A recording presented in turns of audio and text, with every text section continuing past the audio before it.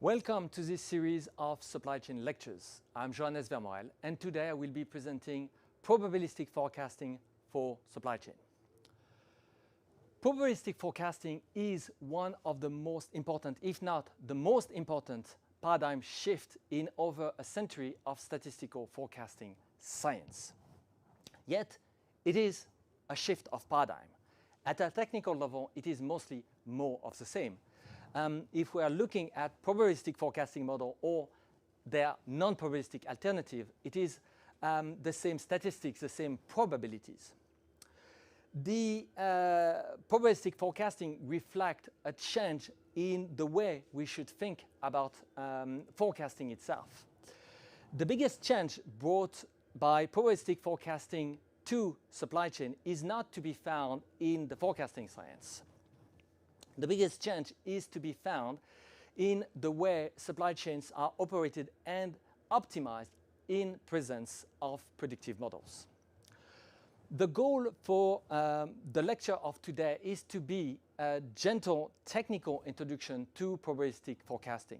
By the end of this very lecture, you should be able to understand what probabilistic forecasting is about, to understand how to differentiate probabilistic forecasts from non-probabilistic forecasts, to understand how to assess the quality of a probabilistic forecast, and even to be able to engineer your own entry-level probabilistic forecasting model. Today, I will not cover the exploitation of probabilistic forecast for decision-making purposes in the context of supply chains. The present-day focus is exclusively in laying out the foundations of probabilistic forecasting, the improvement of decision-making processes in supply chain via probabilistic forecast will be covered in the next lecture. In order to understand the significance of probabilistic forecast, a little bit of historical context is necessary. The modern form of forecasting, the statistical forecast, as opposed to, say, divination, emerged at the very beginning of the 20th century. Forecasting emerged in a broader context, broader scientific context, where hard sciences, a select few very successful hard sciences, let's say kinetic, electromagnetism, chemistry, were able to achieve seemingly arbitrarily precise results, and quite successfully.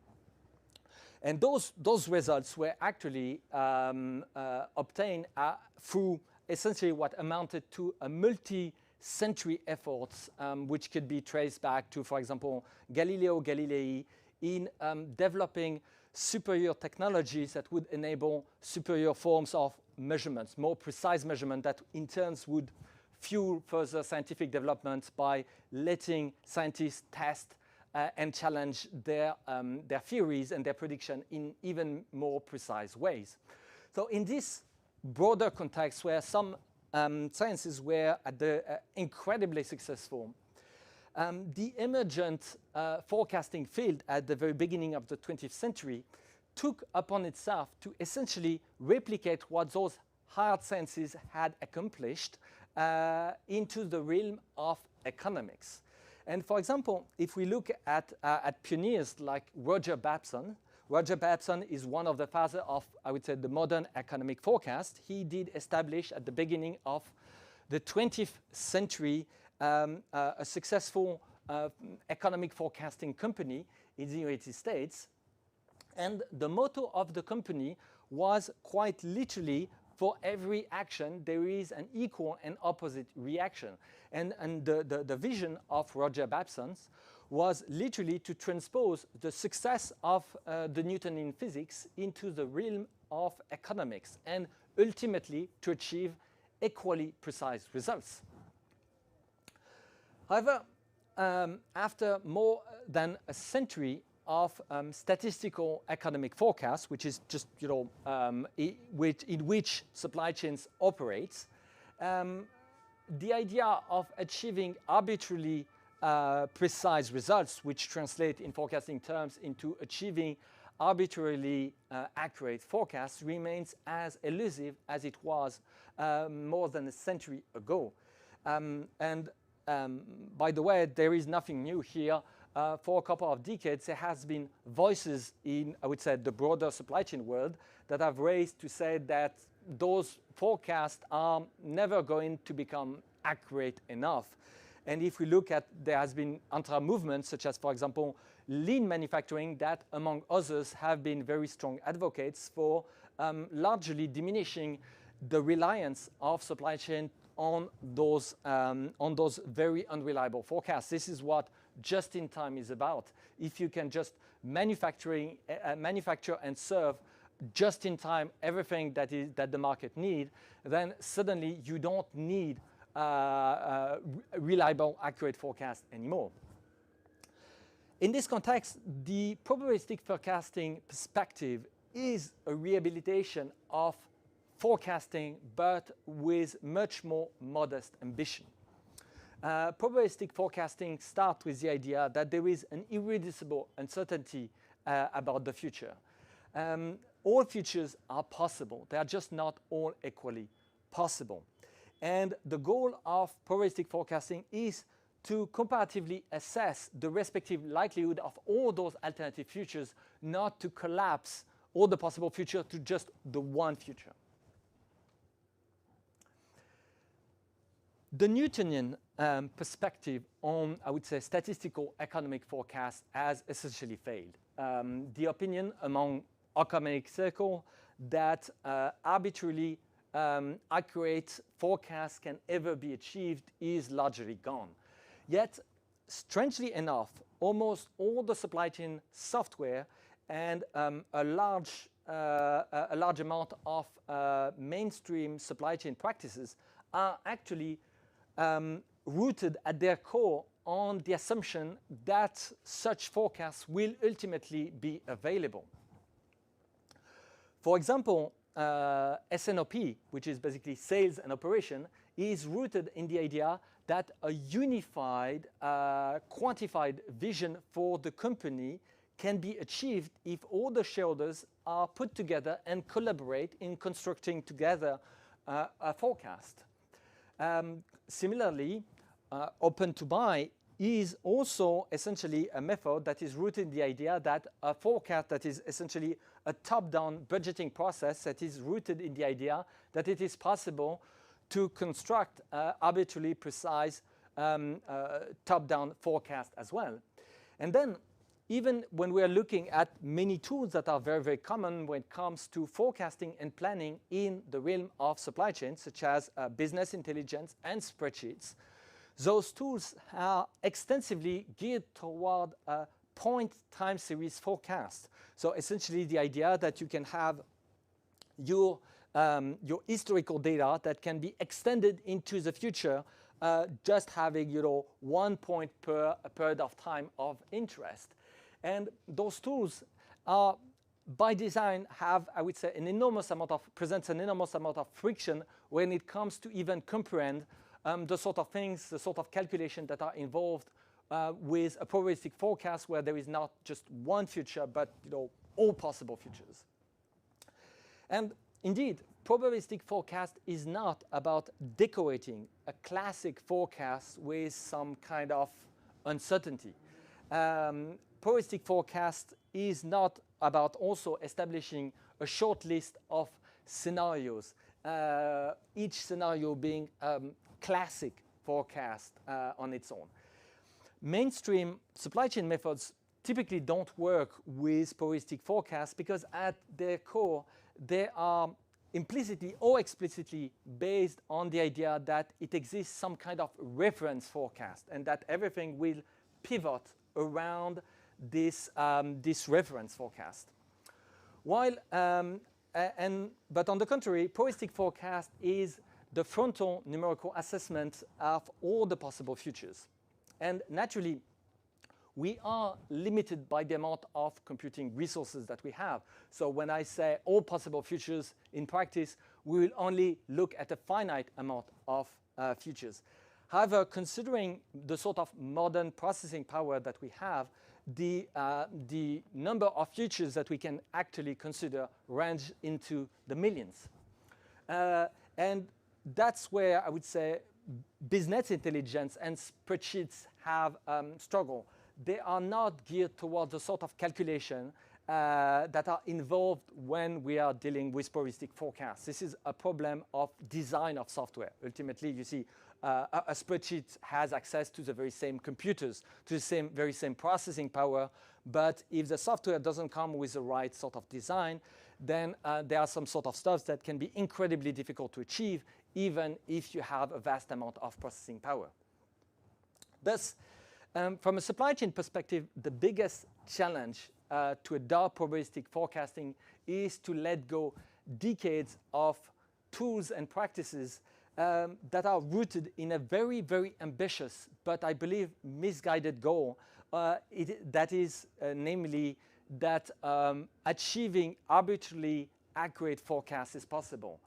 And I would say, I would like to immediately point out that it would be incredibly misguided to think of probabilistic forecasting as a way to achieve more accurate forecasts. This is not the case. Probabilistic forecasts are not more accurate, and they cannot be used as a drop-in replacement for classical, I would say, mainstream sort of forecast. The superiority of probabilistic forecasts lies in the ways that those forecasts can be exploited for supply chain purposes, especially decision-making purposes in the context of supply chain. However, our goal today is just to understand what those probabilistic forecasts are about. The exploitation of those probabilistic forecasts will come into the next lecture.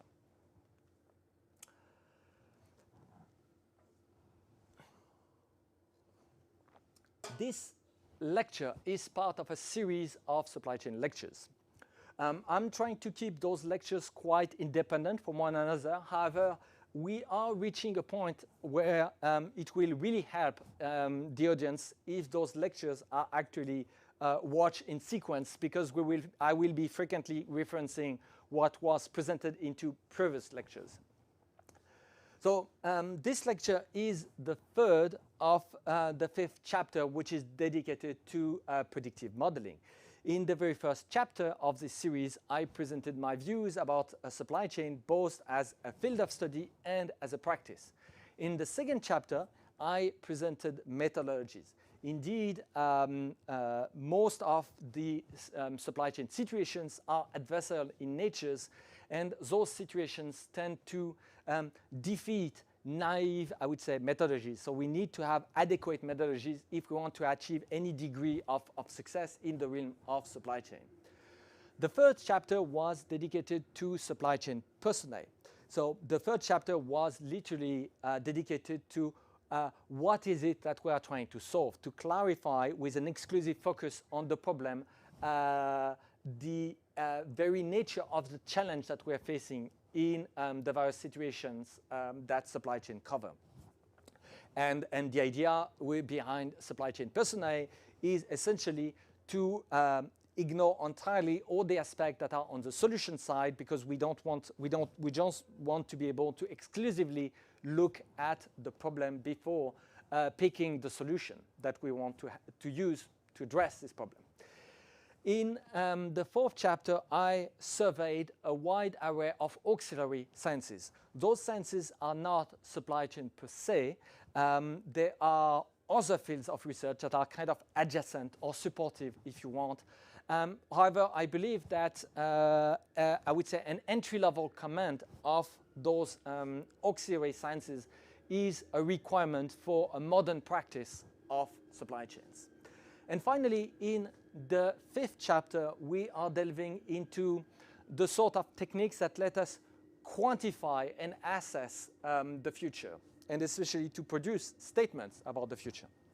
Indeed, everything that we do in a supply chain reflects to some degree a certain anticipation of the future. If we can anticipate the future in a way that is better, then we will be able ultimately to take better decisions. And that's what this fifth chapter is about, is to essentially get better insights quantifiably better insight about the future. And in this chapter, probabilistic forecasts represent, a sort of pivotal way of in our approach to tackle the future. The rest of this lecture is divided in 4 sections of unequal length. First, we are going to review the most common sort of forecasts beyond the classic one. I will clarify what do I mean by classic forecast in a moment. Indeed, too few people in supply chain circles realize that there are many options on the table. Probabilistic forecasting itself should be rather understood as an umbrella covering a fairly diverse set of tools and techniques. Second, we will introduce metrics to assess the quality of those probabilistic forecasts. Indeed, no matter what happens, a well-designed probabilistic forecast will always tell you, well, there was a probability for this to happen. So the question is, becomes, well, if everything was kind of possible, how do you sort out what is actually a good probabilistic forecast from a bad probabilistic forecast? And that's where those metrics come into play, and there are specialized metrics that are fully dedicated to the probabilistic forecasting situation. And third, we will have an in-depth examination of one-dimensional distribution. Indeed, they are the simplest sort of distribution, and while they have obvious limitation, they are also, I would say, the easiest entry point into the realm of probabilistic forecasting. And fourth, we will briefly touch generators, which are frequently referred to as Monte Carlo methods. So indeed, there is a duality between generators and probability density estimators. And those Monte Carlo methods will give us, I would say, a path to essentially tackle higher dimensional problems, higher dimensional forms of probabilistic forecasting.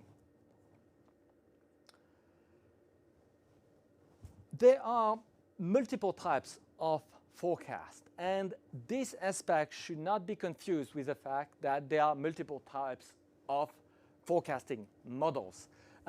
When models don't belong to the same type of forecast, to the same class of forecast, if you want, those models are not even solving the same problems. The most common type of forecast is the point forecast. So as an example, if I say that tomorrow the total sale in euros in a store will be 10,000 euros for the total sales aggregate of the day, I am making a point forecast about what will happen in this store tomorrow. And what we see is that if I repeat this exercise and I start, building a time series forecast, if I make a statement for the day of tomorrow, then another statement for the day after tomorrow, so I will have multiple data points. However, all of that still remain a point forecast, because essentially we are picking our battle, we are choosing, a certain aggregation level, and then at the aggregation level, our forecast gives us one single number, which is supposed to be the answer. Now, within the type of point forecast, there are multiple subtypes of forecast depending on which metric is being optimized. If the most commonly used metric is probably the square error, so that we have like a mean square error, which gives you the average forecast. By the way, this tends to be, I would say, the most commonly used forecast because it's the only forecast that is at least somewhat additive. I mean, no forecast is ever fully additive. I mean, it always comes with tons of shenanigans.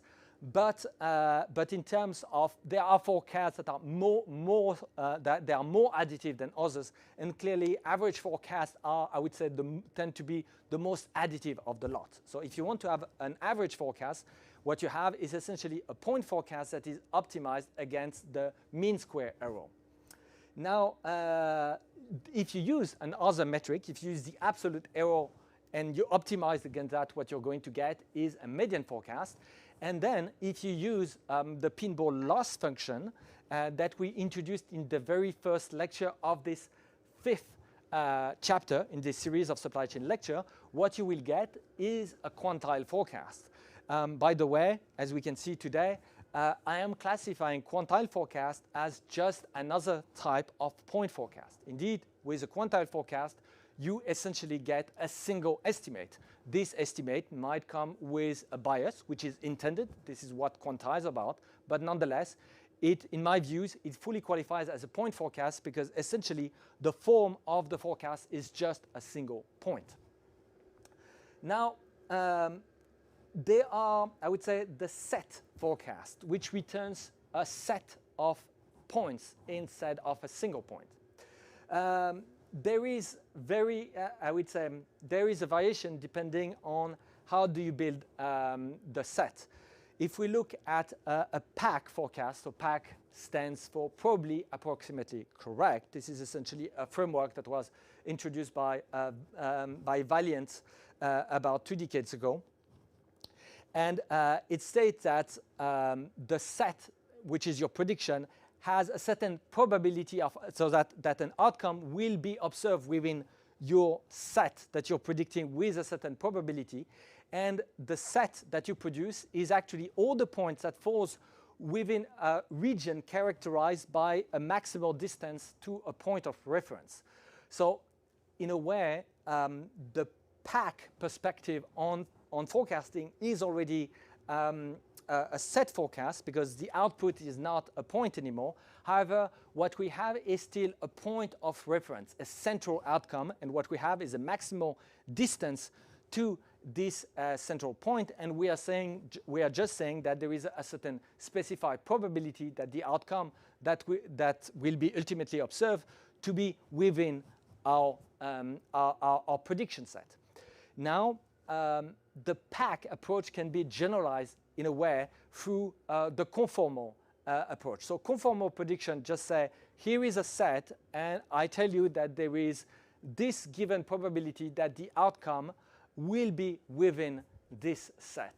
And where conformal prediction generalize the PAC approach is that they are not, conformal prediction are not attached anymore to having a point of reference and a distance to the point of reference, so you can shape this set any way you want, and you will still be part of, I would say, the set forecast paradigm. Now, the future can be represented in a way that is even more, I would say, granular and complex. This is essentially the distribution forecast. So the distribution forecast gives you a function that maps all the possible outcomes to their respective local probability densities. So in a way, you see, we started with the point forecast where the forecast is just a point. Then we move to the set forecast where the forecast is an ensemble. You know, it's a set of points. And then the distribution is technically a function, or even something that generalizes a function. And by the way, when I'm using the term distribution in this lecture, it will always refer to implicitly to a distribution of probabilities. So distribution forecast represents something that is even richer, even more complex than a set. And this will be our focus today. There are two common ways to approach distributions. There is the density. So when I say density, it basically means to the local estimation of the density of probabilities. So that's what I'm referring to when I say density approach. And then there is the generator approach. So generator is just to have like a Monte Carlo generative process that generate outcomes called deviates, which are supposed to reflect the same local probability density. That's, I would say, the two main ways to tackle distribution forecast. And beyond distribution, we have higher order constructs. So this might be a little bit complicated to understand, but my point here, we are not going to cover higher order today.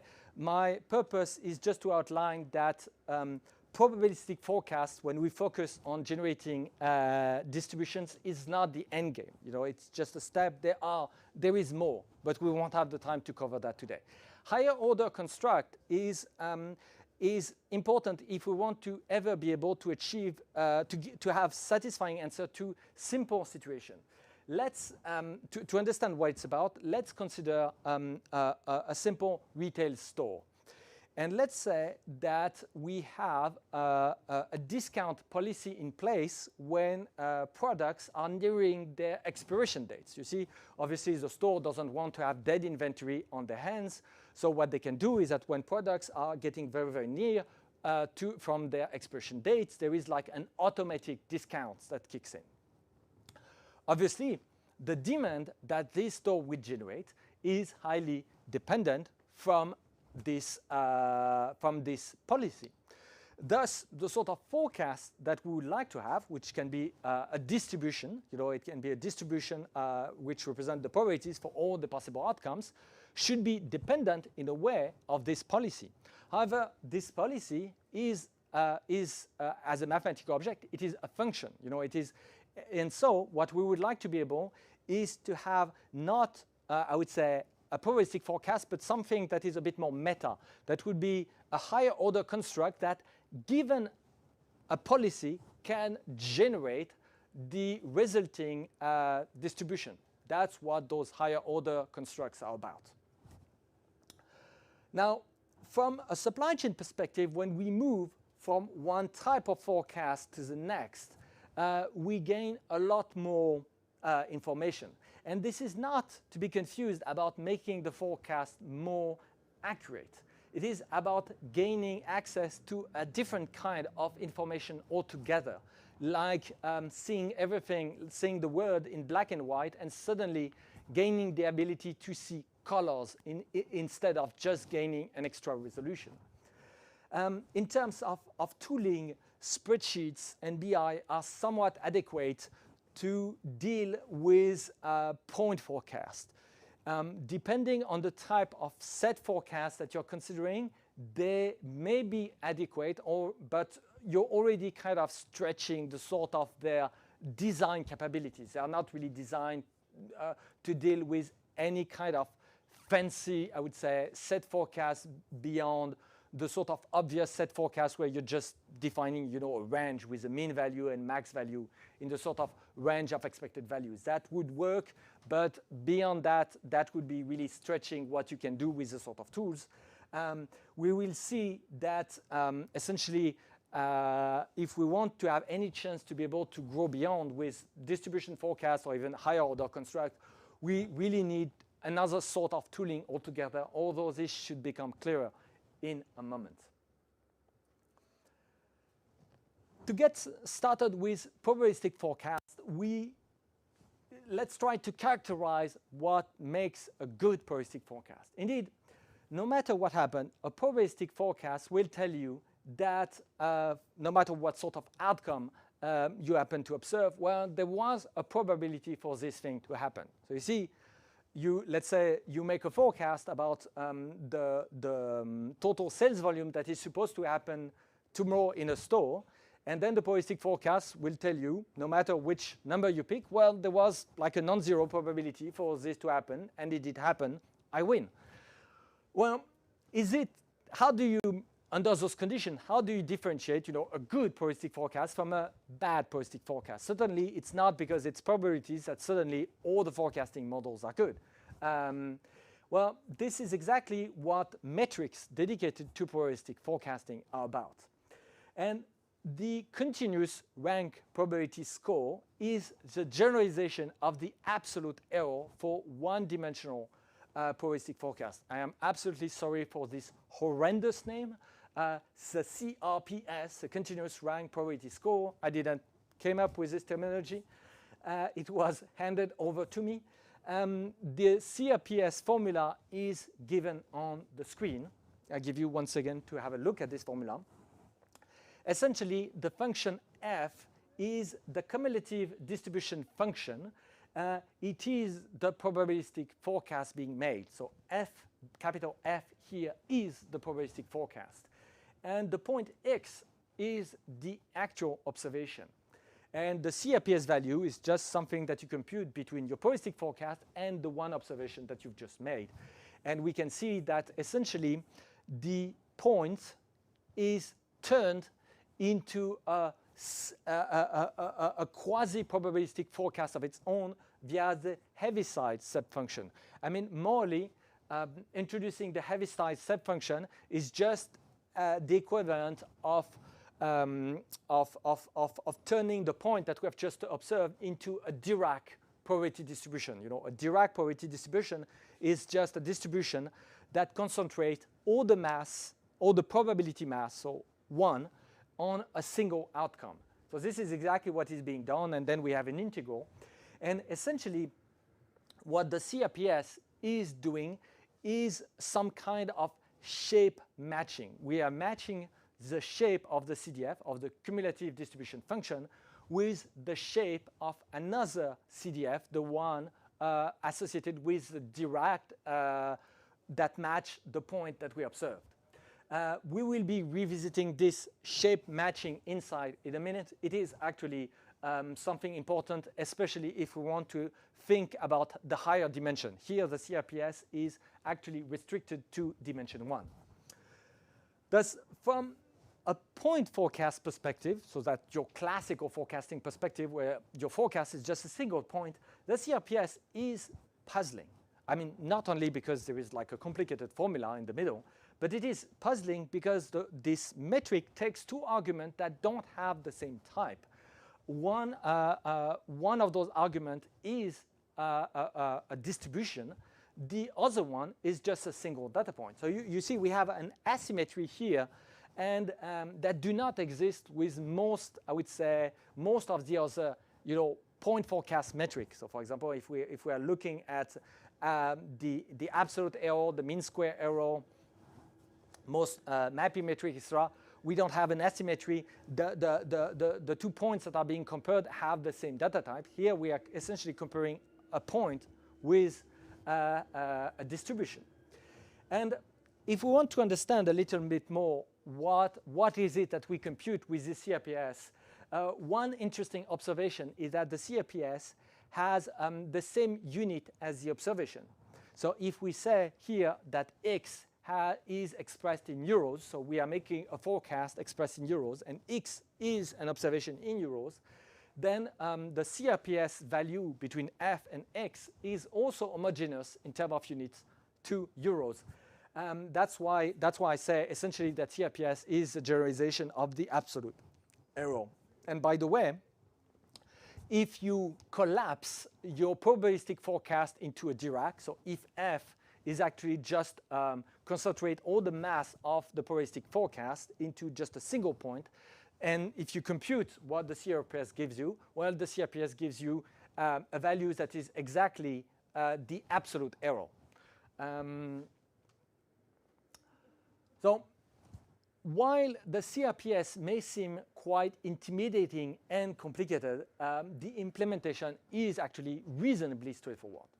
On the screen, a small Envision script that illustrates how the CRPS can be used from a programming language perspective.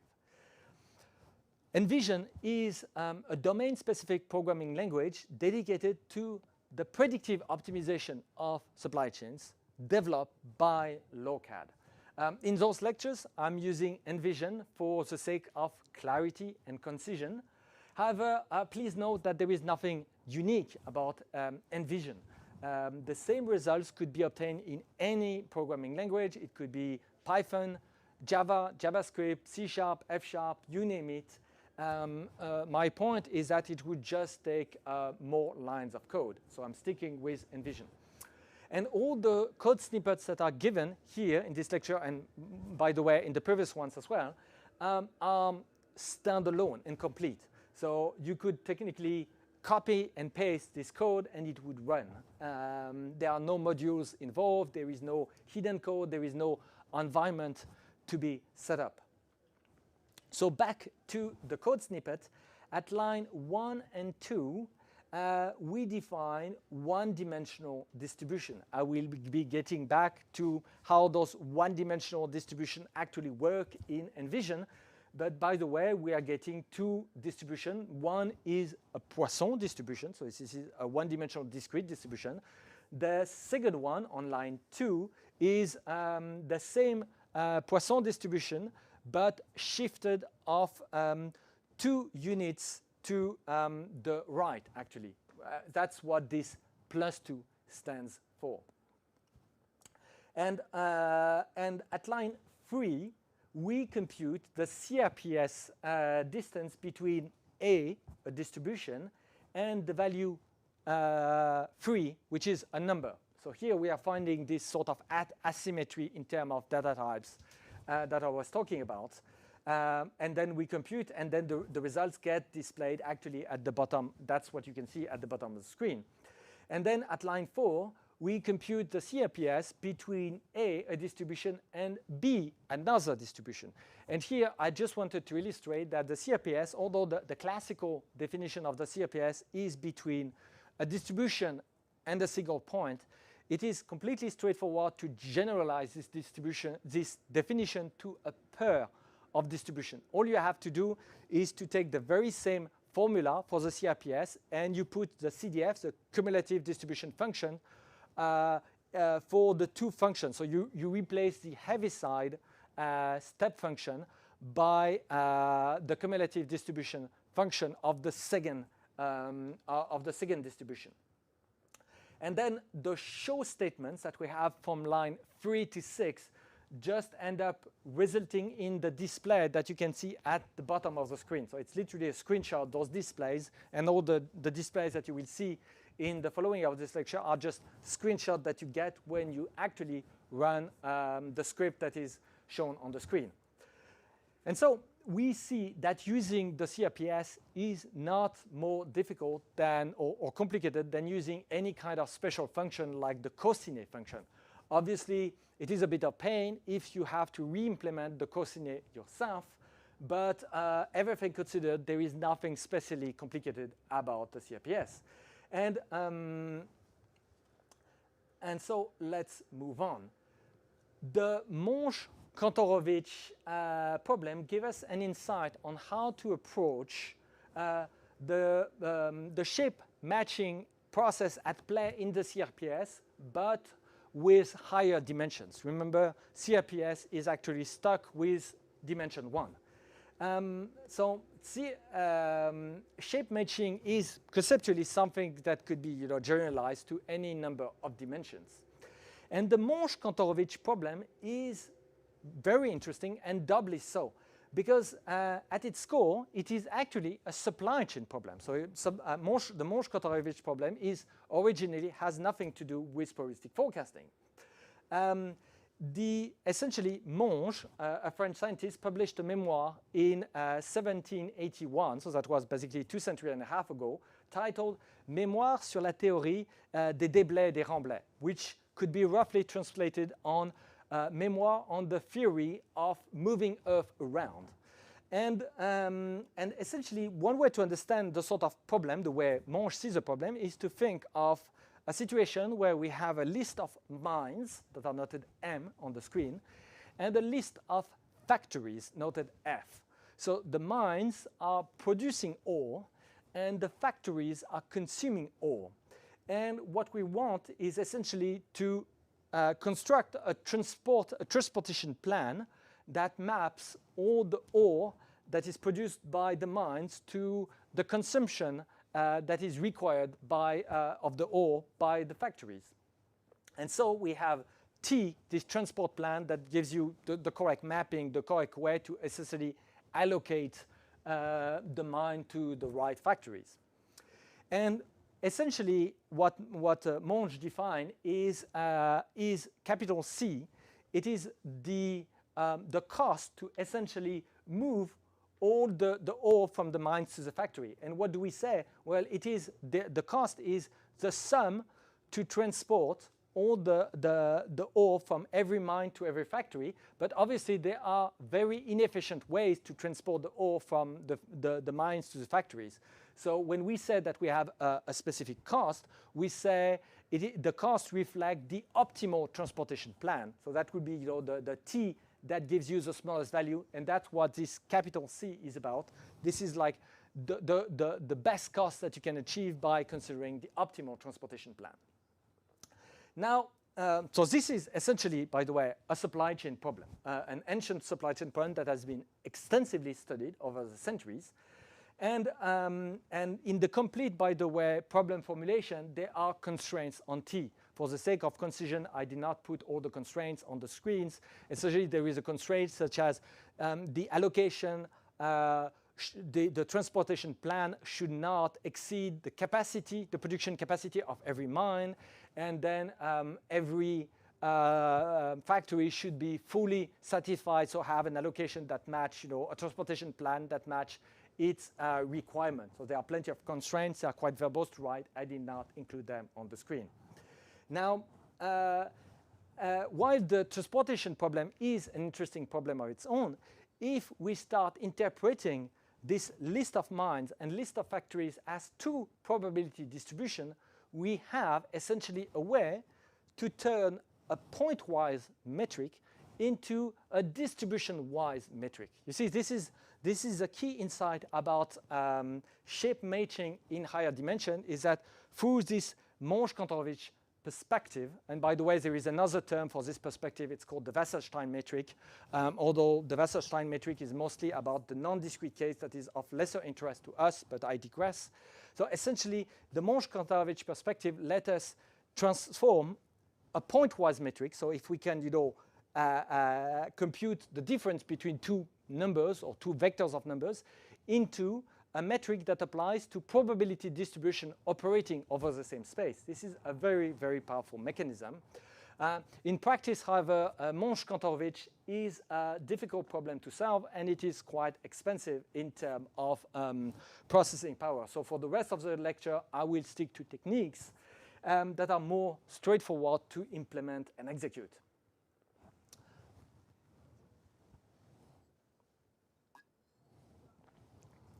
The Bayesian perspective consists of looking at a series of observations from the vantage viewpoint of a prior belief.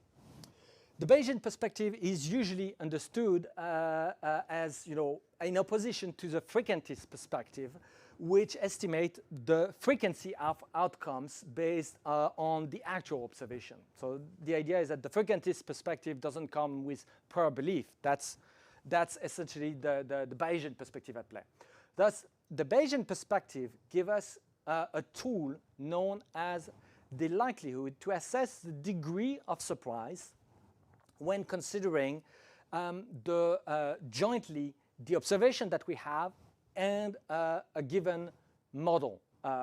And the model is literally, which is essentially a probabilistic forecasting model, is essentially the formalization of our prior belief. So essentially, the Bayesian perspective gives you a way to assess a data set with regard to a probabilistic forecasting model. And in order to understand how it's done, we should start with the likelihood for a single data point. So this is the first line that you're seeing on the screen. So the likelihood is literally when we have an observation X, is literally the probability to observe X according to the model. So here, the model is assumed to be fully characterized by theta, the parameters of the model. So there is a few assumptions going on. The Bayesian perspective typically assumes that the model has some kind of parametric form, and that theta is the complete vector of all the parameters of the model. And so when we say theta, we implicitly what we're saying is that we have a complete characterization of the probabilistic model. So it's a model that gives you a local probability density for all the points. And thus, the likelihood is literally the probabilities that we have to observe this one data point. And then when we say that we have the likelihood for the model theta, it is actually the joint probability to observe all the data points of the data set. And so it is literally a product. We are assuming that all those points to be independent. So the likelihood is literally a big product of probabilities. Now, if we have thousands of observations, the likelihood is, as it is a product of our thousands of values that are, going to be smaller than 1, is likely to be numerically vanishingly small. So what does that mean to have a vanishingly small value? It is typically a value that will be difficult to represent with the way floating point numbers are represented in the computers. You see, if you have thousands of values, you would have typically a number that can be incredibly small. That would be 10 to the power minus, a million or something. And thus, instead of working with the likelihood directly, which is a vanishingly small number, we tend to be working with the log likelihood. So the log likelihood is just the logarithm of the likelihood. So we just take the logarithm of the likelihood, and the logarithm has the incredible property of just turning those multiplication into addition. And so what we have is the likelihood of the model theta is just the sum of the log of the individual likelihood for the sum of the log of all those individual likelihood for all those data points. And that's exactly what you get at in the final equation line of this screen. And the likelihood is a metric that gives you essentially a goodness of fit for a given probabilistic forecast. It tells us how likely this model may have generated the data set that we end up observing. And thus, if we have essentially two probabilistic forecasts in competition, and if we put aside for a moment all the other fitting issues, we should be taking the one model that gives us the highest likelihood, or the highest log likelihood, because the logarithm doesn't change the fact that the higher the better. And the likelihood is very interesting because it can operate with high dimensions without complications, unlike, I would say, the Monge-Kantorovich method. And thus, as long as we have a model that gives us a local probability density, we can use the likelihood, or the log likelihood more realistically, as a metric. Furthermore, as soon as we have a metric that can represent the goodness of fit, it means that we can do an optimization against this very metric. And all it takes is a model with at least 1 degree of freedom, which basically means at least one parameter. And then if we optimize this model against the likelihood, our metric, our goodness of fit, then what we will gain, hopefully, is a trained model where we have learned to produce at least a decent probabilistic forecast. And this is exactly what is being done here on the screen. So at line 1 and 2, we generate a mock data set. So we create a table with 2,000 lines. That's what you get at line 1. And then at line 2, we generate 2,000 deviates. So that will be our observation from a Poisson distribution of mean 2. So essentially, we have our 2,000 observation. And then at line 3, we start a block, an autodiff block. So that will be a block for automatic differentiation. This logic exactly like what we introduced in the previous lecture in this very chapter. So the autodiff block is essentially is part of the differentiable programming paradigm. So it's an optimization paradigm. Essentially, what this block is going to do is that it's going to run a stochastic gradient descent and iterate many times over all the observation of the observation table. So here the observation table is a table T, and it's going to do a gradient descent. And actually, at line 4, we declare the one parameter of the model. So we introduce one parameter called lambda. We specify that this parameter should be positive exclusively. And then, so this parameter is what we're going to try to rediscover through the stochastic gradient descent. And then we define at line 6, at line 5, the loss function. So the loss function is just minus the log likelihood. So indeed, remember that we said that we want to maximize the likelihood. However, the autodiff block is trying to minimize the loss. Thus, if we want to maximize the log likelihood, we have to add this minus sign beyond, in front of the log likelihood, which is exactly what I've done. And then we have the loss function, and then obviously we are going to, Envision is just going to run the stochastic gradient descent, and at line 6, the trained, the learned lambda parameter is put on display, and also unsurprisingly, the value that is being found is actually very close to the value 2. And obviously this is unsurprising because we started with a Poisson distribution of mean 2.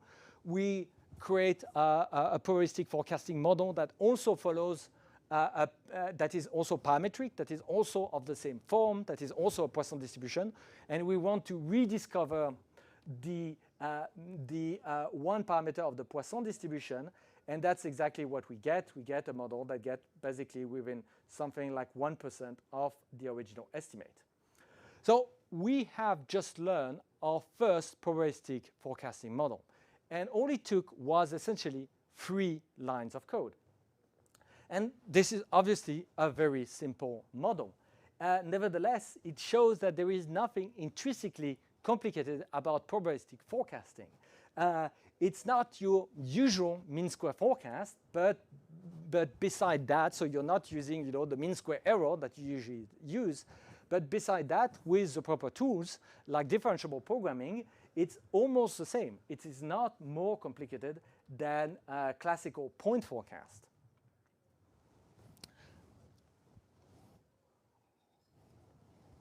Now, the log likelihood dot Poisson function that we used previously is part of the standard library of Envision. However, there is no magic involved, as I was mentioning. Let's have a look at how this function is actually implemented under the hood. And that's what you are getting in on the screen. So the first 2 lines at the top give us the implementation of the log likelihood of the Poisson distribution. A Poisson distribution is fully characterized by its one parameter, lambda, and this function, and thus the function, the log likelihood, only takes 2 arguments: the one parameter that fully characterize the Poisson distribution, and another value, which is the actual observation.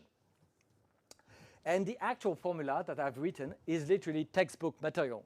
It's literally what you get when you literally implement the textbook formula that characterize the Poisson distribution. So there is nothing fancy here.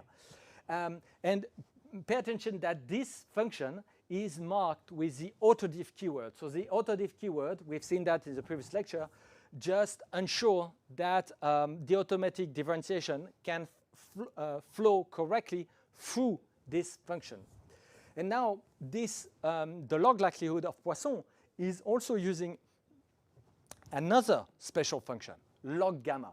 So the log gamma is actually the second function that is just below. And the log gamma is, by the way, the logarithm of the gamma function. So the gamma function is the generalization of the factorial function to the complex numbers. Here we don't need the generalization of the factorial numbers to of the factorial function to complex numbers. We only need the generalization of the factorial function to real positive numbers, essentially. And this is what we see on the screen. The implementation is slightly verbose. This is literally, again, a textbook implementation of the continuous fraction approximation for the log gamma function. So it may sound like very savant, but actually it is, again, textbook material. And the beauty here is that we have automatic differentiation working for us all the way down. So we start with this autodiff block. We are calling a special function that is the log likelihood of Poisson. this function is implemented as an autodiff function, and then it is actually, this function in turn is calling another special function that is also implemented with the autodiff marker. And so essentially, we are able to produce our probabilistic forecasting methods in 3 lines of code because we have a well-engineered standard library that has been implemented paying attention to automatic differentiation. Now, let's move to the special case of the one-dimensional distribution. So one-dimensional discrete distribution represents all over the place in supply chain, and they represent our, I would say, our entry point into probabilistic forecast. For example, the lead time, if we want to forecast the lead time, and we are thinking in terms of a daily granularity, we can say that our expected lead time has a certain probability of having 1 day of lead time, another probability of having 2 days of lead time, 3 days, 4 days, etc. And all of that is going to build up, some sort of histogram of probabilities for the lead times. Similarly, if we are looking at the demand for a given SKU on a given day, we can say that there is a probability to observe 0 unit of demand, 1 unit of demand, 2 units of demand, 3 units, etc. So if we pack all those probabilities together, what we get is essentially a histogram with those probabilities.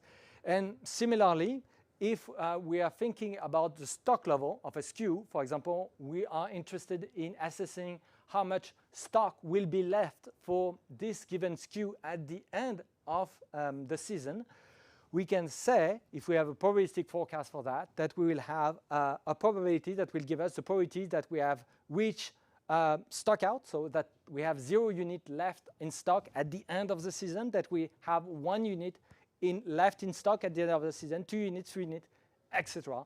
All of those situations fit the patterns of being represented through essentially a histogram with buckets associated to every single discrete outcome of the phenomenon of interest.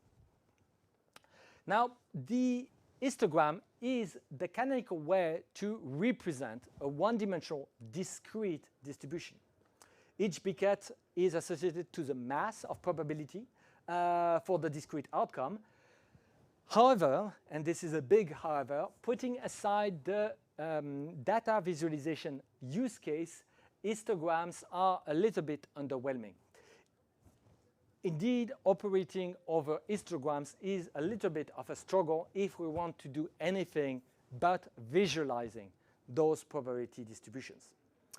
We have essentially 2 classes of problems with or struggles with histograms. First, we have a first struggle that is related to computing resources. And then we have a second class of struggle which is related to the programming expressiveness of histograms, what we can do with those histograms. In order to understand the problems in terms of computing resources, we should consider that the amount of memory needed by histogram is fundamentally unbounded. You can think of an histogram as an array that grows as large as needed. When dealing with a single histogram, even an exceptionally large histogram from a supply chain perspective, the amount of memory that you need to have this histogram in memory is a non-issue for a modern computer. So the problem is that you don't have just one histogram if you're working in a supply chain context. More likely, you have one or multiple histograms per SKU. And situations in supply chain where you have millions of SKUs at play are frequent.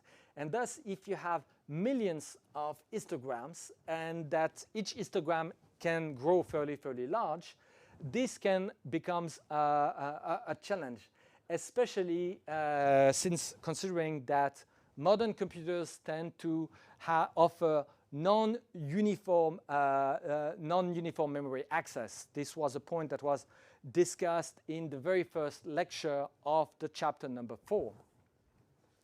And conversely, and this is related to the fact that the memory is unbounded, the amount of CPU that you need to process those histograms is also unbounded, you could think that, well, the operation that you want to do on a histogram are mostly linear, and this is true, except that when the amount of memory grows, the amount of time that you need to invest, if you have twice as much data, due to the fact that you have a non-uniform memory accesses, so it gets slower and slower as you want to access more memory, processing twice as much data tends to be more than twice as slow. So you have, I would say, some significant interest in putting some strict boundaries on the amount of memory and CPU that you want to consume. And finally, one other aspect is that, and that's the second struggle, is that histograms have no algebra attached.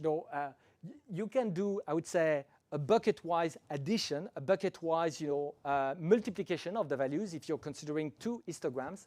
However, if you do that, that will not give you something that really make any sense when it comes to the interpretation of the histogram as the representation of a random variable. So you see, if you take two histograms and you do the pointwise multiplication, you end up with an histogram that doesn't even have a mass of 1. So literally, this is not a valid operation from the perspective of an algebra of random variables. You can't really add or multiply histograms.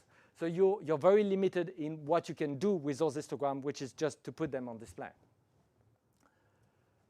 At Lokad, the approach that we have found most practical to deal with those ubiquitous, discrete, one-dimensional distribution is to introduce a dedicated data type. So the audience is probably familiar with common data types that exist in most programming languages, such as integers, floating point numbers, strings. All of those are the typical primitive data types that are found everywhere. However, nothing prevents you from introducing more specialized data types that are especially fitting our requirement from a supply chain perspective. And this is exactly what Lokad did with the RenVar data type. So the RenVar data type is a data type that is dedicated to one-dimensional discrete distributions. And the RenVar, basically the name, is a shorthand for random variable. So technically, from a formal perspective, the RenVar is a function from Z to, so the set of all integers, positive and negative, to probabilities, that is numbers, numbers between 0 and 1. And the total mass of a Z is always equal to 1. This is a probability distribution. And from a purely mathematical perspective, if there are people that are very mathematically minded in the audience, they would object that the amount of information that you can push into such a function is, can get arbitrarily large. And it is true. However, the reality is that from a supply chain perspective, there is a very clear limit in how much relevant information we can have into a single RenVar. While it is in theory possible to come up with a probability distribution that would require megabytes to represent, there is no such distribution that exists and that are relevant for supply chain purposes, not even close. And thus, it is possible to engineer an upper bound at 4 kilobytes for the RenVar data types. And obviously, the way to do that is that if we were to enforce, I would say, a naive upper bound at 4 kilobytes, considering the fact that for every bucket in the RenVar, we have a probability which needs to be represented with, let's say, a floating point number. A floating point number typically requires, 4 bytes in a computer to be represented. That would mean that with 4 kilobytes, we could at most represent an histogram that would extend up to 1,000. I did present in the very first chapter of this series, I presented, the law of small numbers in supply chain. So I stated that small numbers dominate in supply chain. This is true, but nonetheless, larger numbers routinely appears as well. So if we had a data type that would be limited to 1,000, that would be a very severe restriction from a perspective of using this data type for supply chain purposes.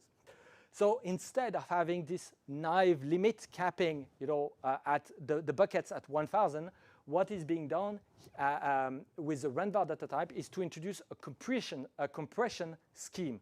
So this is essentially a lossy representation of the original data. So we are losing essentially on two fronts. We are losing in terms of resolution, and we are losing in terms of precision. However, the idea is that if we can engineer a compression scheme that gives you, I would say, a sufficiently precise, both in terms of resolution and precision, representation of those histograms, so that the degree of approximation that you introduce is negligible from a supply chain purposes, from a supply chain perspective, then all is well. And that's exactly what we have tried to do with the randVar data type. The fine print of the compression algorithm that is involved with the randVar data type is beyond the scope of this very lecture. But essentially, this is a very simple compression algorithm that is orders of magnitude simpler to the sort of compression algorithm that are at play, let's say, for images that you have on your computer. And as I would say, a side benefit of having a limit on the memory that this randVar can take, we also end up with an upper bound CPU-wise for all the operation, which is very important.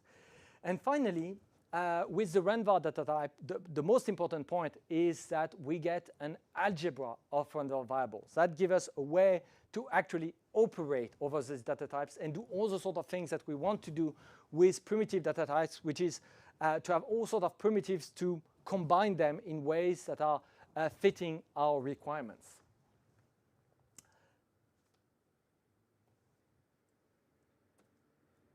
And to illustrate what it means to work with randVars, let's consider a lead time forecasting situation. More specifically, a probabilistic forecasting of a lead time. On the screen, a short envision script that shows how to build such a probabilistic forecast.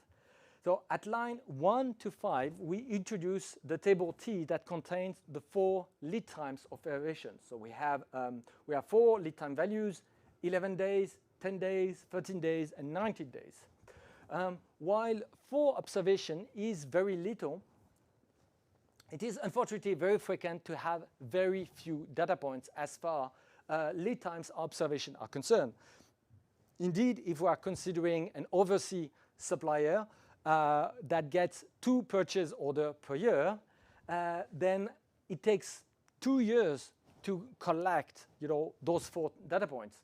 Thus, it is important to have techniques that can operate even with incredibly limited set of observations.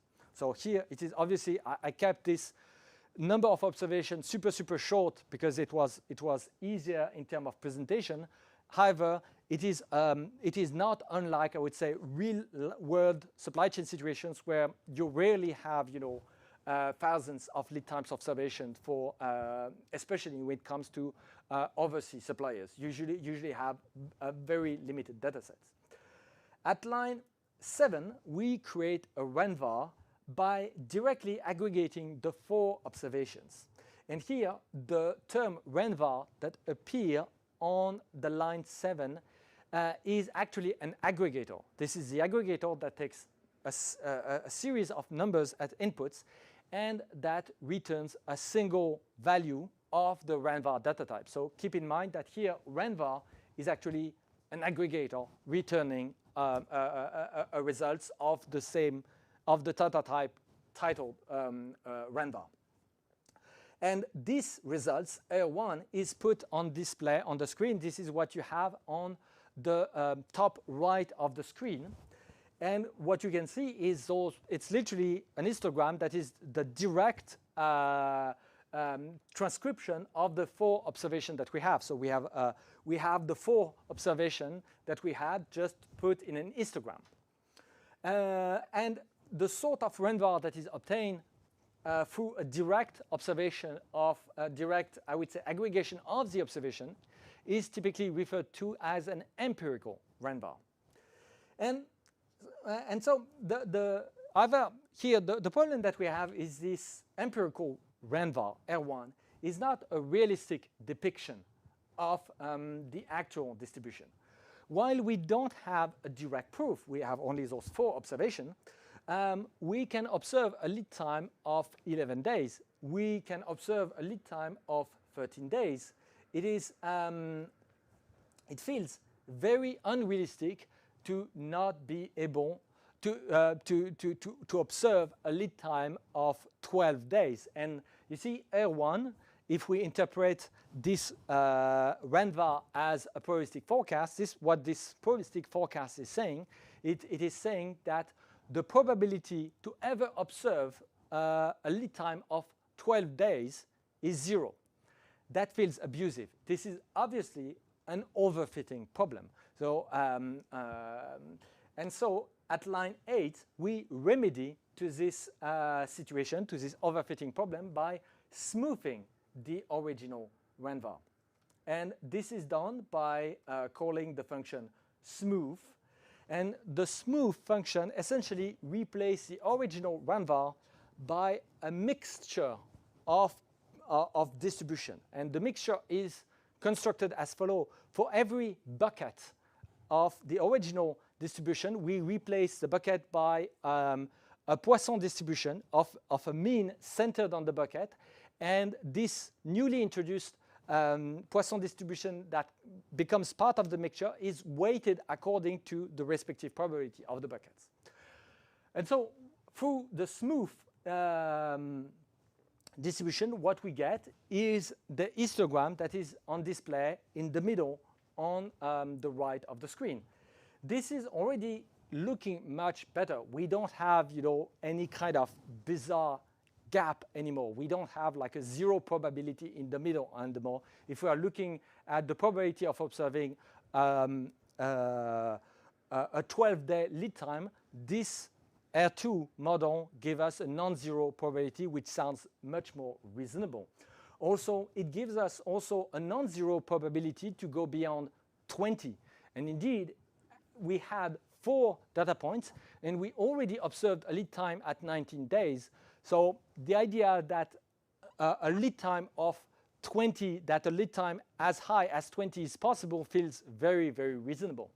And thus, what we see with this probabilistic forecast is that we have a nice spread that represents, that gives a non-zero probability to those events, which feels very, very good. Now, however, on the left, we have something a little bit strange, because if it's okay for this probability distribution to spread on the right, the same cannot really be said about the left. Why is that? Well, if we consider that the lead times that we have observed were the results of the transportation time due to the fact that it takes 9 days for the truck to arrive, it feels very, I would say, unlikely that we will ever observe a lead time at 3 days. If there is like 9 days of trucking to actually get the shipment, then we will most likely never ever observe a lead time at 3 days. And thus, R2 is quite unrealistic in this regard. And thus, at line 9, we introduce R3. We conditionally adjust the rainfall by saying that it must be larger than the smallest lead time ever observed. So we have mean of t of x, which is just an aggregator that is just going to take the smallest value among numbers of the table of tx, which is a vector that belongs to the table T. And then we are going to do a max, and the max is going here to do the max between a distribution and a number. And so it is semantically just the conditional random variable that we get where we say the result has to be bigger than this value. And R3 is put on display, and this is what you have on the right at the very bottom. And here we see that we have our final lead time forecast. And the last one feels like a very reasonable probabilistic forecast of the lead time, considering that we have an incredibly limited data set with only 4 data points. We cannot say that if it's a great, probabilistic forecast. However, I would argue that this is a production grade forecast. And this sort of techniques would work fine in production, unlike, let's say, an average point forecast, which would tell you the lead time is going to be 13 days, because it's literally the average if you take the 4 values that are above. And if you were to say the lead time is going to be 13 days, you are going to have nonsensical replenishment decisions that vastly underestimate the risk of having these varying lead times. So here, you see, the beauty of the probabilistic forecast is that while they can be very crude, they already give you, to some extent, extensive mitigation potential for stupid decisions that would just result from the naive, I would say, application of an average forecast based on the observation data that you have.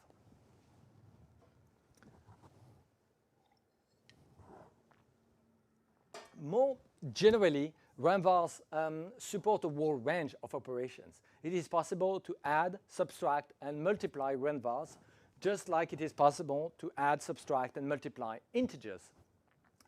And under the hood, because we are dealing with, in terms of semantics, with random variables, discrete random variables, all those operations are implemented as convolutions. And on the screen, what we have, the histogram displayed at the bottom is obtained via the multiplication of 2 Poisson distributions, respectively of mean 2 and 3. And in supply chain, and by the way, this multiplication of random variable is called a Dirichlet convolution. In supply chain, the multiplication of 2 random variables makes sense to represent, for example, the outcomes that you can get when clients are seeking the same products but with varying multipliers. For example, let's say we have a bookstore, and this bookstore is serving 2 cohorts of clients. We have on one side, the first cohort are just students, and when the students walk into a store, they just buy 1 unit. And then we have, in this illustrative bookstore, we have a second cohort, which are professors. And when the professors walk into the store, they are going to buy 20 books. And so, in terms of modeling perspective, we could have one probabilistic forecast that represents the arrival rates in the bookstores of either students and professors. So that would give us the probability to observe 0 customer for the day, 1 customer, 2 customers, etc. So that will give you the probability distribution of observing, I would say, a certain number of customers for any given day. And then the second variables would give you the respective probabilities of by 1 versus, that would be the by 1 cohort, that would be students, versus the by 20 cohorts, the professors.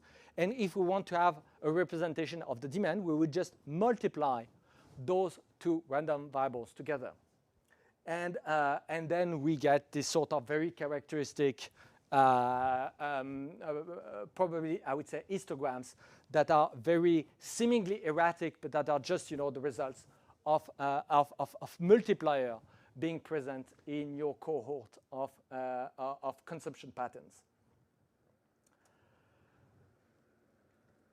Monte Carlo generators, or simply generators, represent an alternative approach to probabilistic forecasting.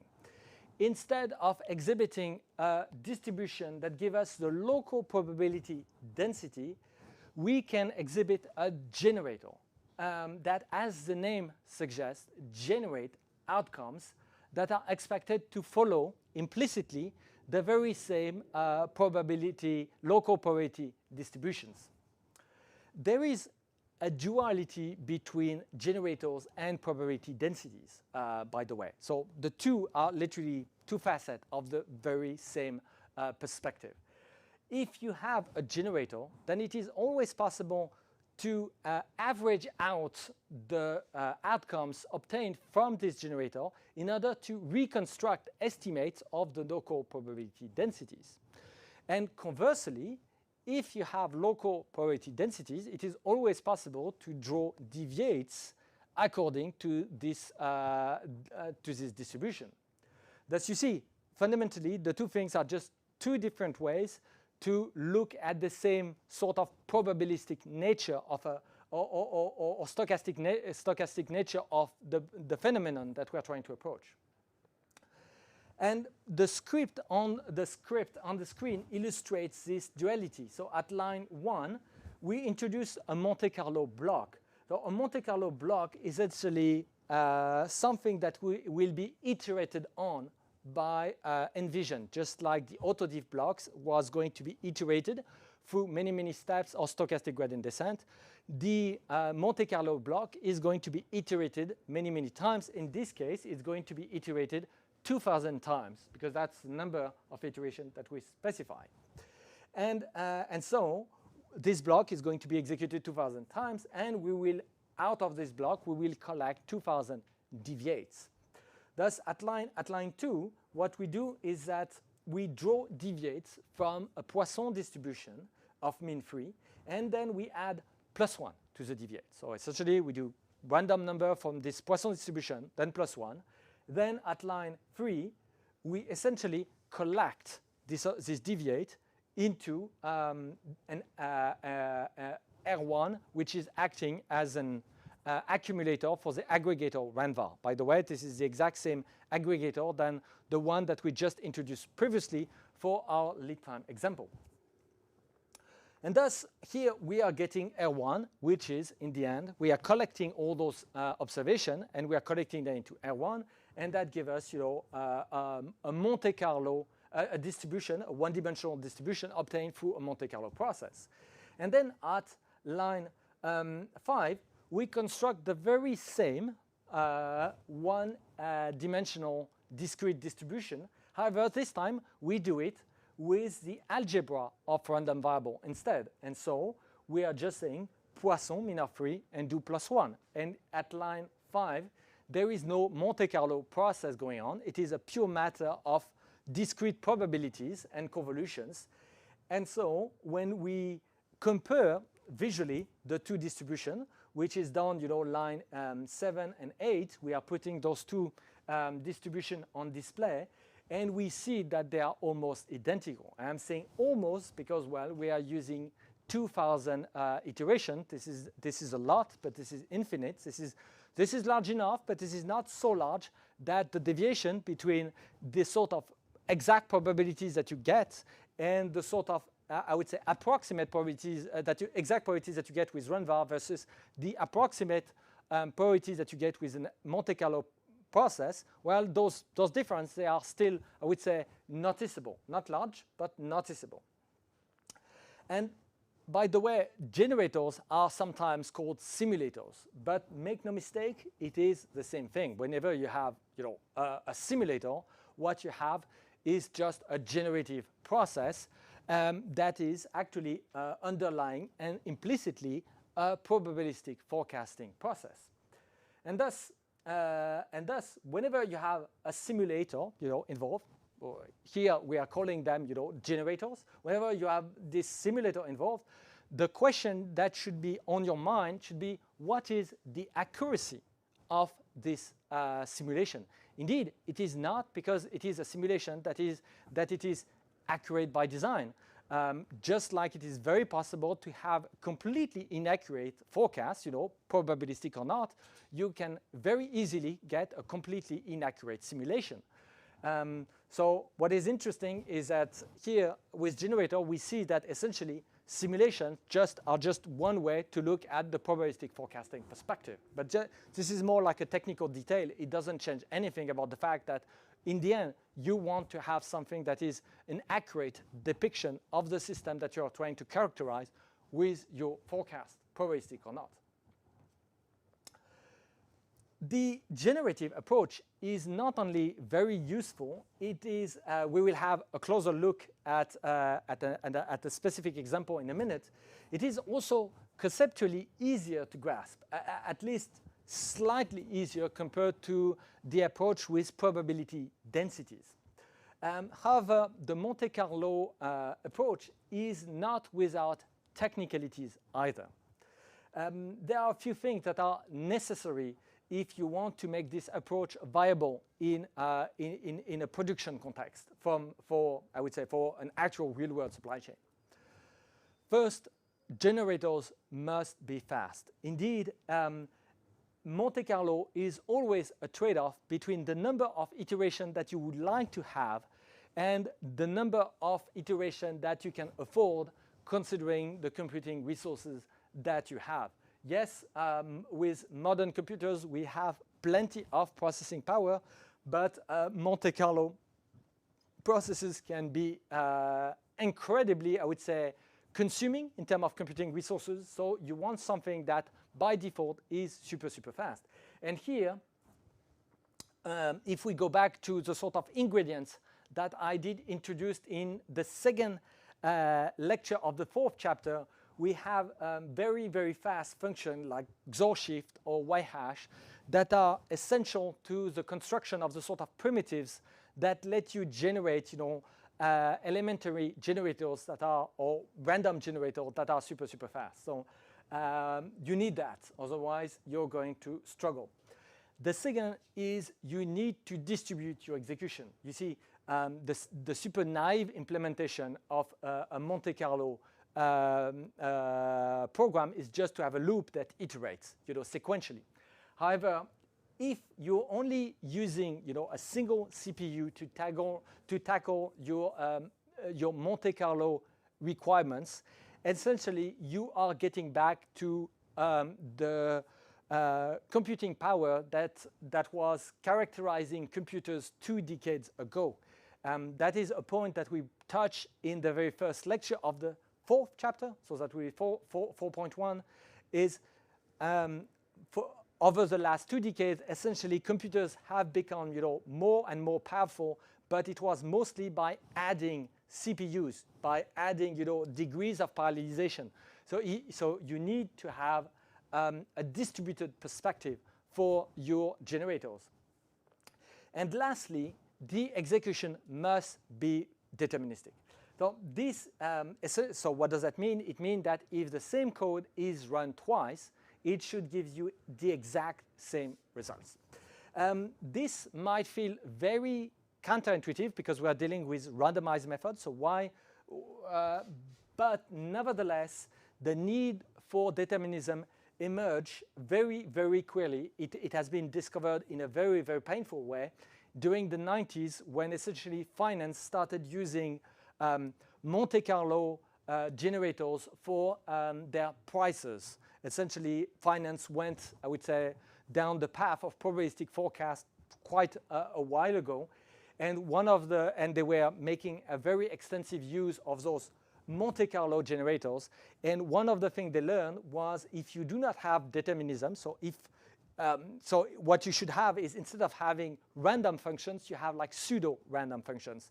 Because if you have true randomness, it means whenever you will have a bug, a crash, it will be nearly impossible to replicate the condition that did generate this bug, this crash.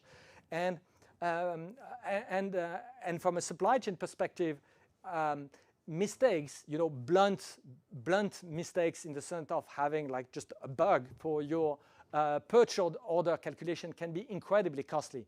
So you need, if you want to be ever be able to achieve some degree of production greediness for your supply chain, for the software that govern your supply chain, you need to have this deterministic property whenever you're touching anything that is involving Monte Carlo.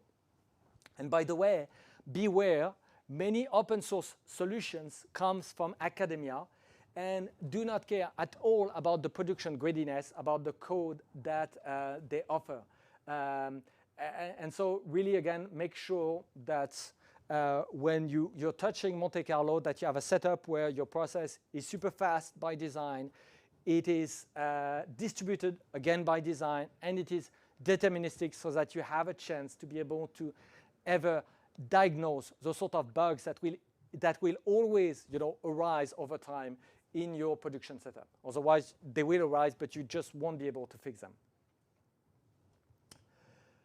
Now, we have seen a situation where a generator was introduced to replicate what was otherwise done with a RANVAR. As a rule of thumb, whenever you can get away with just probability densities with RANVARs, without involving Monte Carlo, it is better.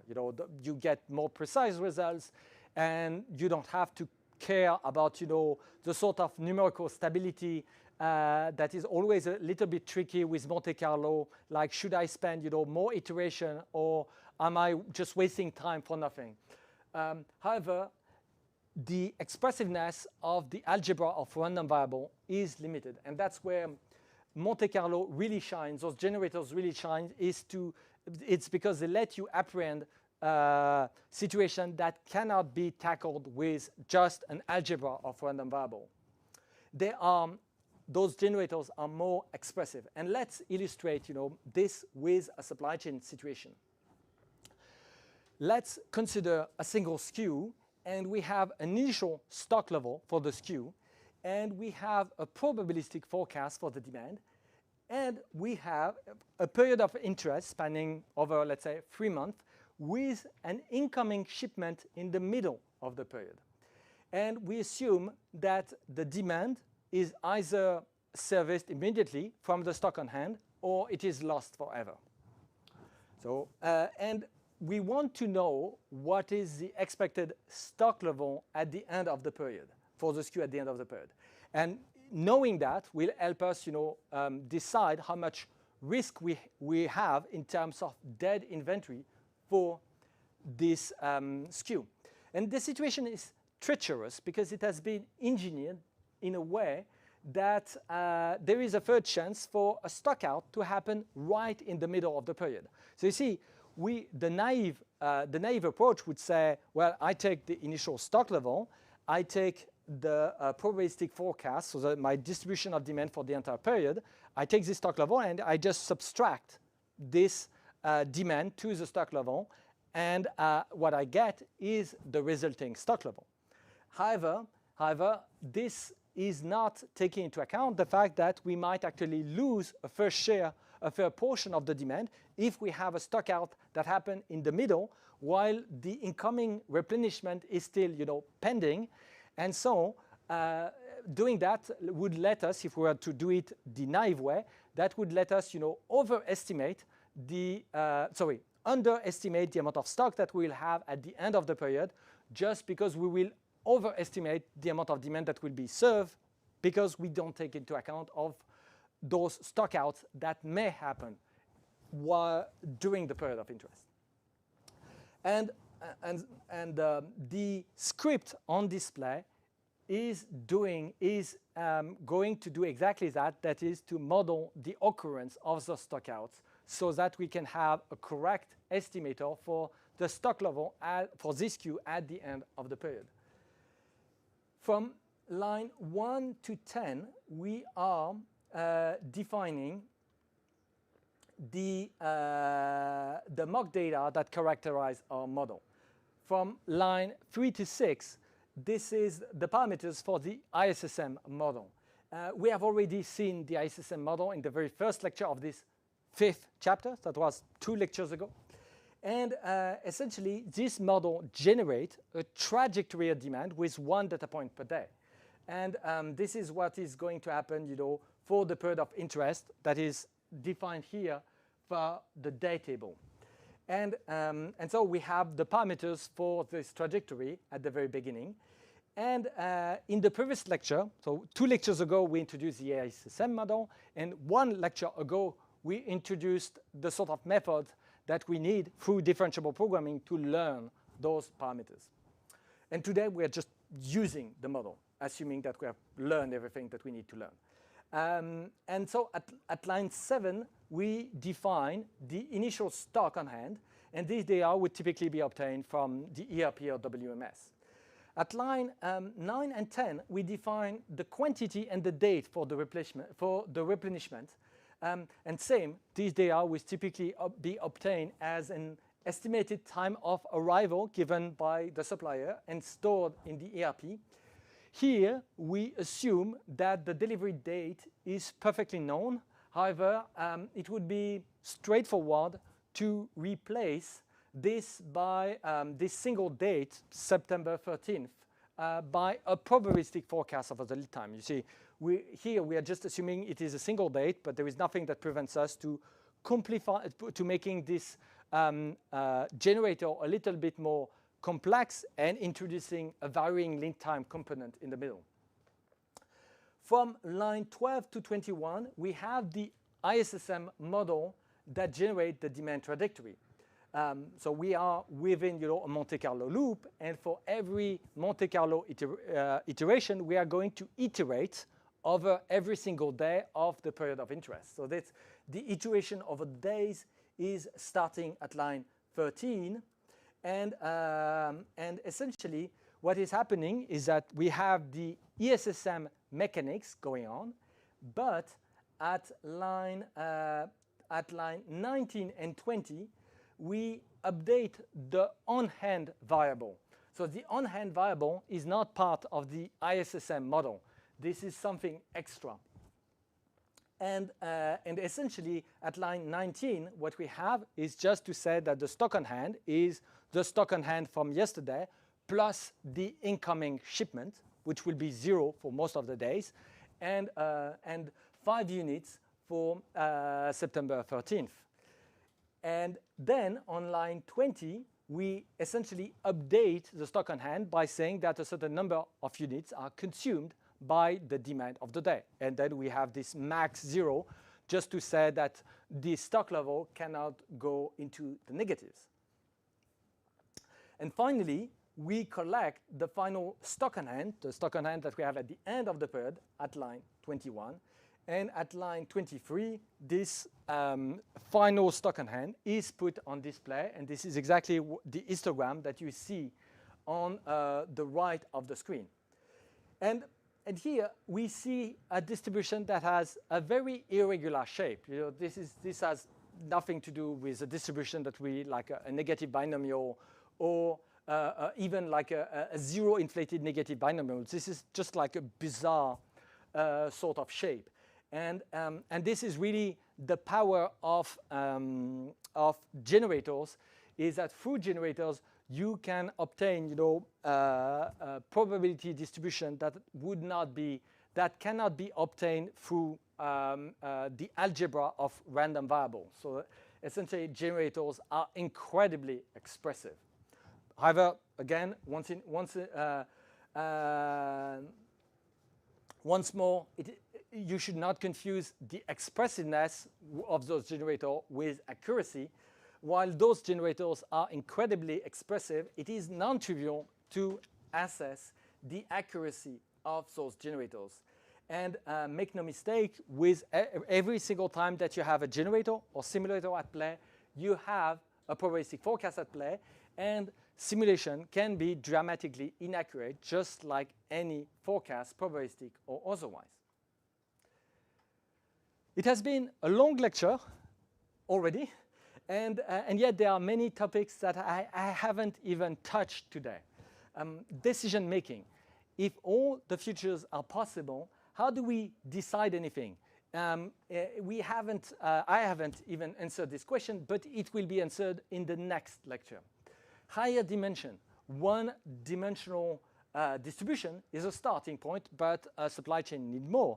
Just as an example, for example, if we hit a stockout for a given SKU, then we can have a cannibalization taking place where the customers are, or at least a fraction of the customers, are going to be naturally falling back to a substitute. And we would like to be able to modelize that, even if in a crude fashion. Higher order, as I said, forecasting demand is not like forecasting the movements of planets. We have self-prophetic effect all over the place. At some point, we want to be able to consider, to factor in our pricing policies or stock replenishment policies. And in order to do that, we need those higher order constructs. So that will mean, again, higher order mean that it's like you don't have a forecast anymore. What you have is a construct where, given a policy, you get the probabilistic forecast at the outcome, but you have to inject the policy inside the higher order constructs. Then more numerical recipes. Indeed, mastering probabilistic forecast involve quite a lot of numerical recipes, quite a lot of domain expertise to know which distributions are most likely to nicely fit certain situation.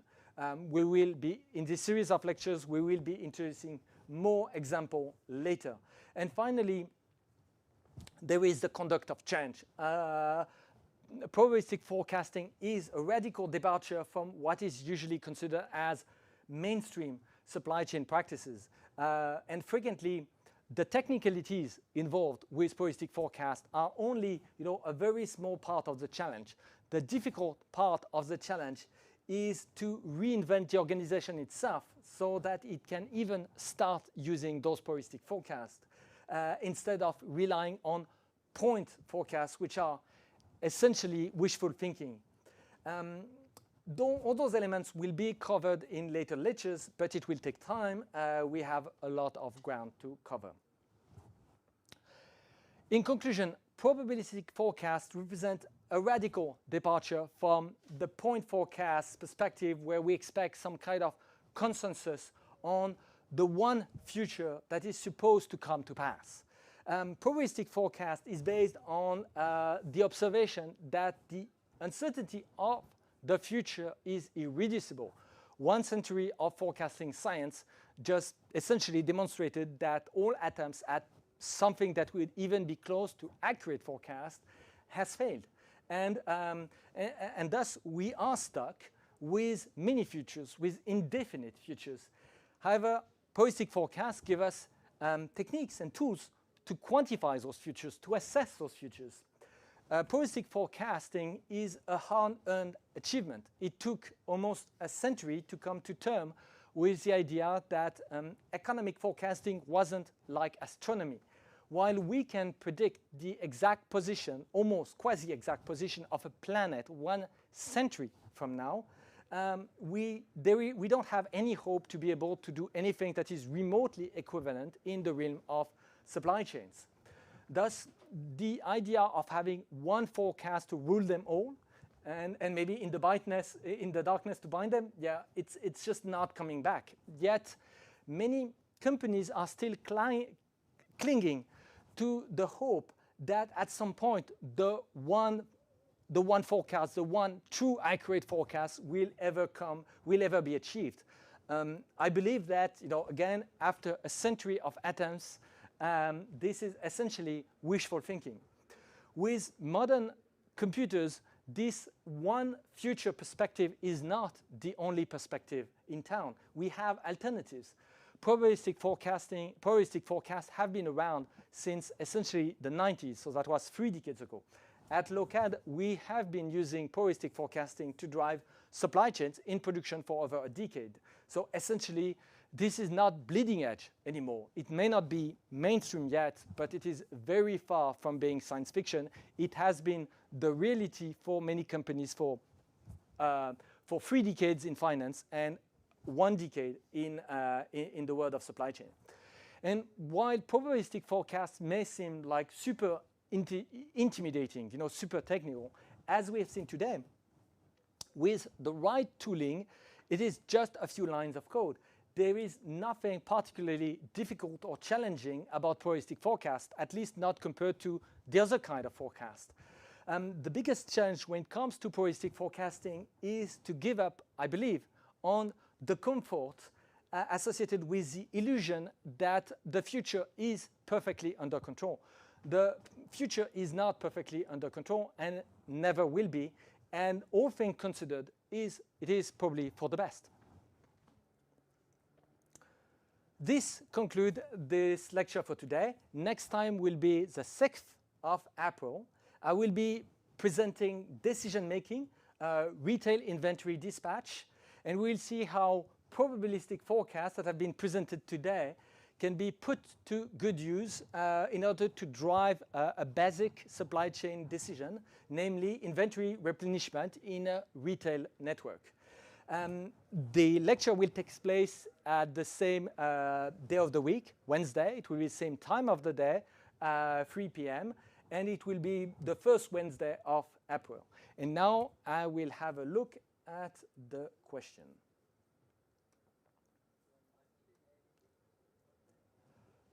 A question from Chris Peterson. Can we optimize resolution and precision versus RAM volume for RANVAR? Yes, absolutely, although not in Envision. This is choices that we made in the design of Envision. Typically, my approach when it comes to supply chain scientists, so remember, Envision is a domain-specific programming language designed for supply chain scientists. My approach is to liberate supply chain scientists from, I would say, low-level technicalities. RANVARs, 4 kilobytes, it's a lot. It's really a lot. You have really a lot of, plenty of space to have, I would say, fairly accurate accurate depiction of your supply chain situation. So essentially, it is good enough so that the sort of approximation that you're losing in terms of resolution and precision is inconsequential. So certainly, when it comes to the design of your compression algorithm, there is plenty of trade-off to be considered. Just to give you some sort of idea, in terms of resolution, for example, buckets that are very close to 0 need to have a perfect, 1 resolution. So if, for example, you want to have the probability of observing 0 unit of demand, you don't want to have your approximation to lump together the bucket for a 0 demand and a demand for 1 unit and demand for 2 units. However, if you are looking at buckets for the probability of observing 1,000 units of demand, if you lump together 1,000 units of demand and 1,001 units of demand, this is probably fine. So you see, this is sort of insight. So yes, there is plenty of, I would say, of tricks into having a sort of compression algorithm that really fit the sort of supply chain requirements, although again, this is orders of magnitude simpler compared to what is going on for image compression.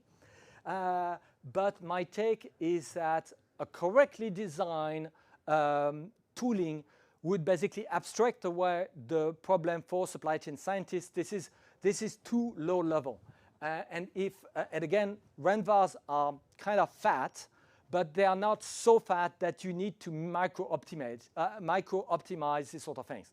Again, if you're Walmart and you have not 1 million SKUs, but several hundreds of million SKUs, then yes, micro-optimizing might make sense. But I would say unless you're talking about exceedingly large supply chains, I believe you can have something that is good enough so that the performance hit that you have by not having, I would say, a complete optimization here is mostly inconsequential. A question from Alexei Tikhonov.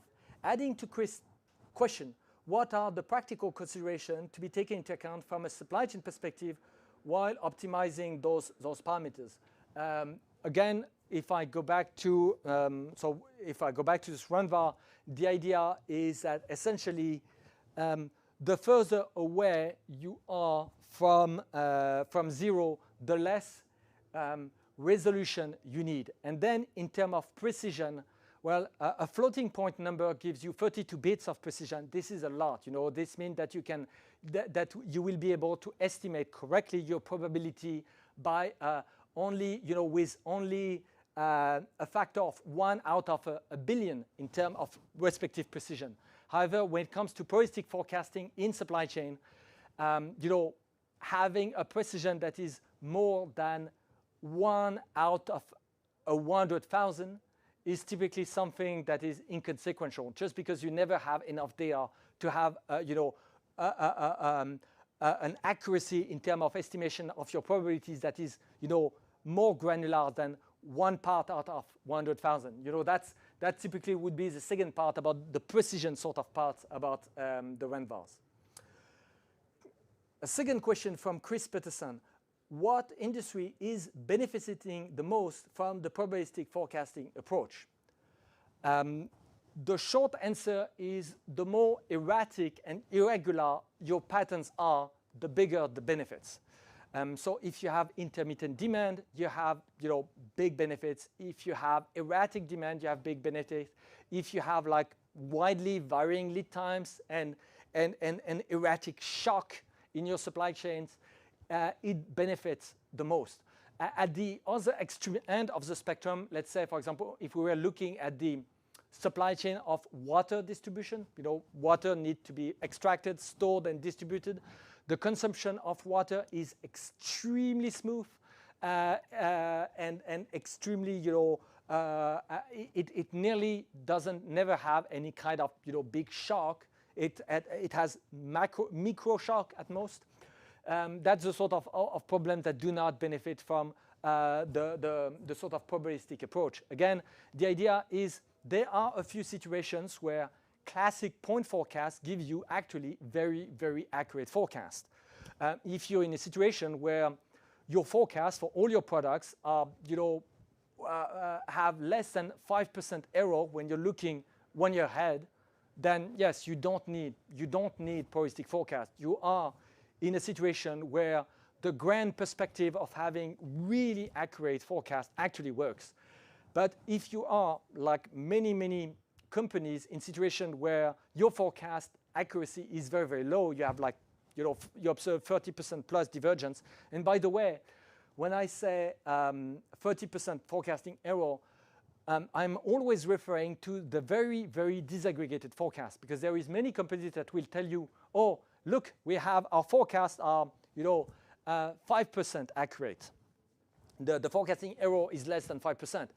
Yes, but if you aggregate everything, then you can have, this is a very misleading perception of your forecasting accuracy. Your forecasting accuracy only matters at the most disaggregated level. So it's typically what happens at the SKU level, at the daily level, because your decisions are taken at the SKU level, at the daily level. So if it has a SKU level, at the daily level, you can get all your most disaggregated forecast within a 5% accuracy. Then fine, you don't need probabilistic forecast. But if you are, if you observe 2-digit inaccuracies in terms of percentages, then you benefit from probabilistic forecasting greatly. Another question from Alexei Tikhonov. As lead times can be seasonal, would you decompose lead times forecast into multiple ones, each one for each distinct season, to avoid looking at like a multimodal distribution? So this is a good question. Here, the idea is that you would typically build a parametric model for your lead times that include actually a season profile. By the way, dealing with seasonality for lead times is not fundamentally very different from dealing with any other kind of cyclicities, just as we did in the previous lecture for demand. So typically, when you want to deal with seasonal lead time, and you're absolutely correct, they are seasonal, the typical way is not to build multiple models, because as you correctly point out, if you have multiple models, you will observe all sorts of bizarre jumps when you go from one modality to the next.